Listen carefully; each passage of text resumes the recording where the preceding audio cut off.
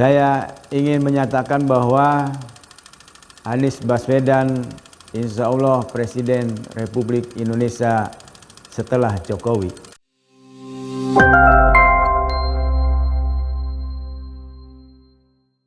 Assalamualaikum warahmatullahi wabarakatuh. Marilah kita panjatkan puji syukur kehadirat Allah Subhanahu wa Ta'ala yang telah menggerakkan hati kita, menggerakkan pikiran kita, sehingga kita diberikan kekuatan oleh Allah Subhanahu wa Ta'ala untuk melaksanakan amal soleh. Sahabat HPS yang mulia, pada kali ini kita akan berbicara tentang siapa Presiden 2024. Ya. Saya ingin menyatakan bahwa Anies Baswedan insya Allah Presiden Republik Indonesia setelah Jokowi. Ya. Landasan dari kita bicara kepemimpinan itu bisa dilihat di dalam surat An-Nisa ayat 34. Ya, A'udzubillahi minasyaitonirrajim. Bismillahirrahmanirrahim. Arizalu qawwamuna 'ala nisa. Ya. Ba'dahum 'ala ba'din wa bima anfaqu bi amwalihim. Jadi menurut An-Nisa 34 itu, seorang pemimpin adalah orang yang punya kelebihan dan memberi. Ya. Punya kelebihan artinya punya kelebihan di antara rakyatnya. Kemudian memberi artinya memberi sesuatu yang dibutuhkan oleh masyarakatnya. Itu poin penting ya. Jadi kepemimpinan adalah kemampuan seseorang untuk mempengaruhi ya, kemudian menggerakkan, mengarahkan ya, kemudian memutuskan sehingga orang tersebut dengan sukarela mengikuti pemimpin tersebut. Jadi sekali lagi bahwa Al-Quran mengajarkan bagi kita untuk menjadi pemimpin adalah punya dua hal, kelebihan dan memberi. Mari kita lihat Anies Baswedan. 3 alasan penting mengapa Anies Baswedan Presiden setelah Jokowi 2024. Yang pertama, dia berpengalaman memimpin DKI. DKI adalah Sentral Indonesia. Pengalaman sangat penting. Sebagaimana Rasulullah SAW diangkat jadi Rasul, maka dia sudah digelari oleh masyarakat sebagai Al-Amin, ya, orang yang dipercaya. Berpengalaman menjadi menteri, berpengalaman menjadi gubernur, berpengalaman menjadi rektor, itulah satu kekuatan bagi Anies Baswedan. Kemudian yang kedua, Anies Baswedan adalah komunikator yang unggul. Dengan gayanya yang santai tapi bisa menusuk hati orang. Di samping komunikator yang unggul, dia cukup sabar menghadapi kritikan dari sana sini. Yang salah satu anggota dewan di DKI menyatakan bahwa kelemahan Anies itu adalah tidak marah sama orang yang mengkritiknya. Ya. Kemudian yang ketiga, Anies Baswedan itu orangnya cerdas. Ya, sekolahnya dari UGM, dari Amerika dan seterusnya. Kecerdasan itulah yang merupakan kelebihan bagi seorang pemimpin. Nah, 3 modal itu tentunya harus dilakukan hal lain. Ada 4 hal. Ya. Yang pertama, Anies Baswedan harus bisa mengatasi banjir. Sekurang-kurangnya harus mengurangi secara signifikan. Hukum air itu ada 2. Mengalir atau menyerap ke bawah.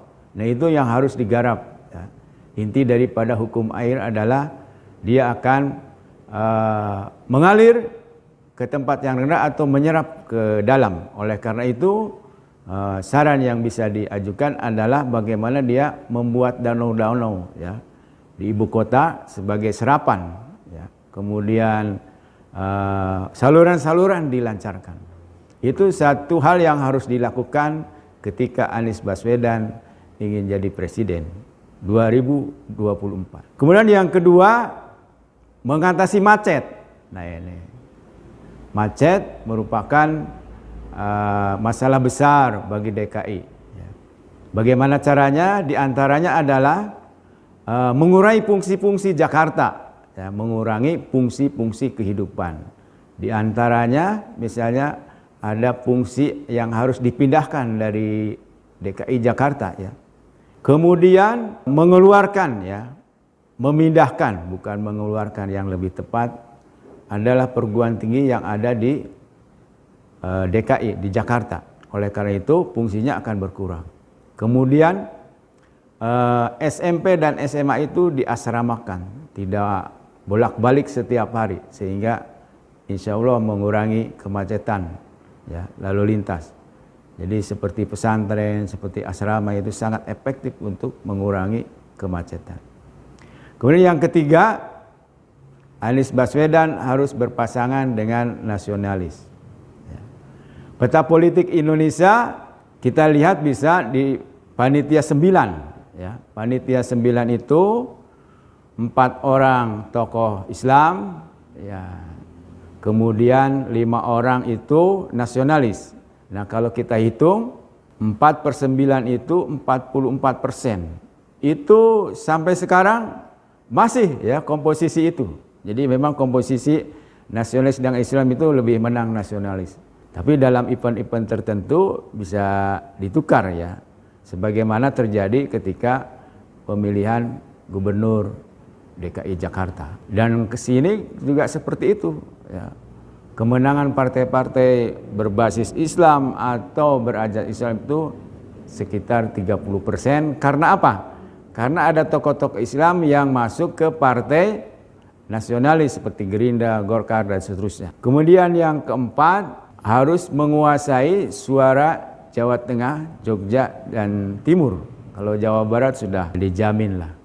Berdasarkan pengalaman data yang ada, ya, sebagaimana disampaikan oleh Burhanuddin dari UIN, bahwa setiap presiden yang menang itu karena dia unggul di Jawa Tengah dan Jawa Timur, karena memang itu mayoritas, ya.